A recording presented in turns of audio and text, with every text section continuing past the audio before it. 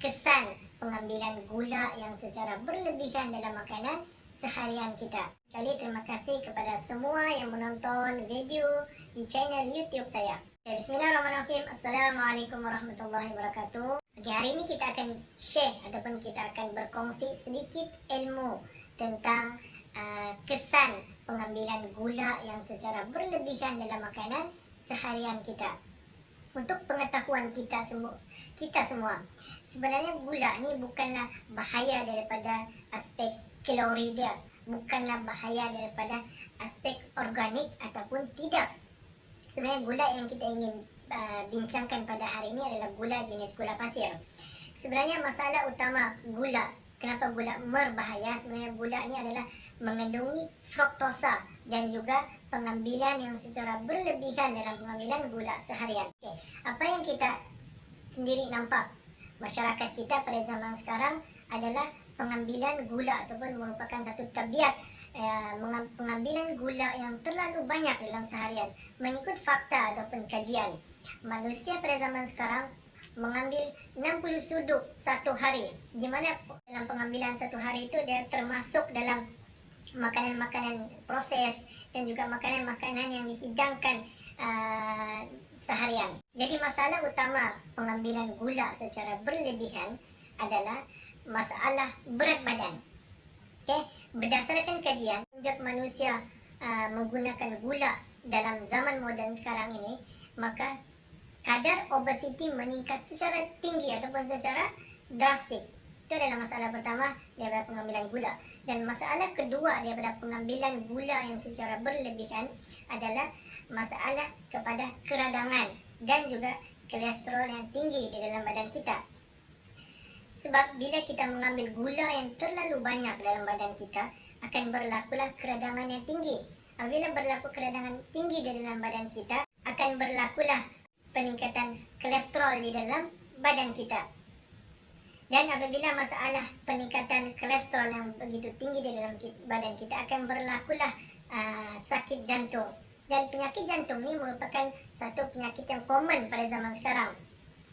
Mengikut kajian, sakit jantung secara purata dia, setiap 15 minit seorang akan berlaku kematian yang disebabkan oleh sakit jantung. Sebenarnya kalau kita mengalami masalah sakit jantung, perkara pertama yang kita kena buat adalah kita kena stop ataupun kita kena berhenti untuk makan gula ataupun kita mengurangkan pengambilan gula secara berlebihan. Masalah seterusnya adalah masalah lapar. Ini kebanyakan daripada kita yang tidak faham sebenarnya.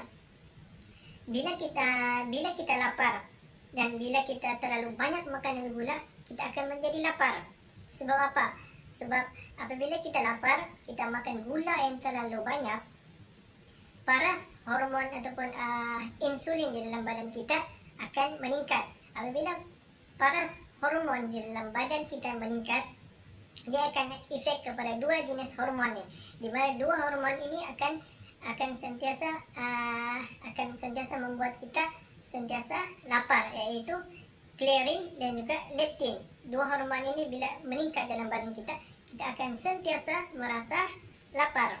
Jadi untuk kita mengawal selera makan kita, untuk kita kontrol ataupun dalam bahasa kita diet, sebenarnya kita kena stop makan gula ataupun kita kena mengurangkan pengambilan gula. Okey, masalah seterusnya, apabila kita membuat pengambilan gula secara berlebihan, secara bertahun-tahun, dan juga menyebabkan kita susah untuk kita berhenti ataupun susah kita untuk stop membuat pengambilan makanan gula secara berlebihan. Ini yang dikenali sebagai addiction ataupun ketagihan gula. Addiction ataupun ketagihan gula. Ramai daripada orang kita sebenarnya mempunyai addiction ataupun ketagihan gula tanpa kita sedar. Oleh itu, kita seharusnya mencari satu alternatif sebenarnya. Mencari satu alternatif iaitu kita makan makanan manis tetapi tidak berbahaya. Seperti gula. Contoh paling senang ialah kita tukar gula pasir itu tadi kepada madu. Dan juga gula-gula palma seperti gula-gula gula melaka, gula anau, gula kabau dan sebagainya. Dan yang paling famous pada zaman sekarang ni adalah stevia. Okay? Stevia ni merupakan satu bahan yang manis, tetapi dia tidak sama seperti gula, di mana stevia ni dia tidak mengandungi fruktosa. Dan juga masalah seterusnya yang berpunca daripada pengambilan gula yang secara berlebihan adalah punca berlakunya diabetes. Kajian menunjukkan hanya berhenti membuat pengambilan gula dapat mengurangkan risiko diabetes sehingga 40%. Itu kepentingan dia sebenarnya. Sebab kadang-kadang bukan hanya aspek karbohidrat secara umum. Secara khusus dia adalah gula. Of course lah sebenarnya karbohidrat menjadi aspek juga. Tapi karbohidrat yang sangat bahaya adalah gula pasir. Okey, masalah yang seterusnya bila kita membuat pengambilan gula secara berlebihan di dalam hidup, di dalam seharian adalah masalah seperti gusi bengkak, gigi berlubang, gusi berdarah. Itu semua adalah berpunca apabila kita mengambil gula secara berlebihan dalam pemakanan kita seharian.